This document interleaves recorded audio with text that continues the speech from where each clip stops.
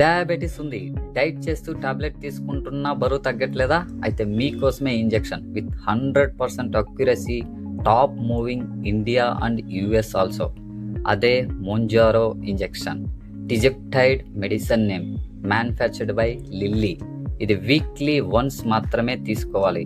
ఇది బేసిక్గా type 2 diabetes and weight లాస్కి యూస్ చేస్తారు. ఇది సింపుల్గా ఆకలిని తగ్గిస్తుంది, దానివల్ల వెయిట్ లాస్ అవుతారు.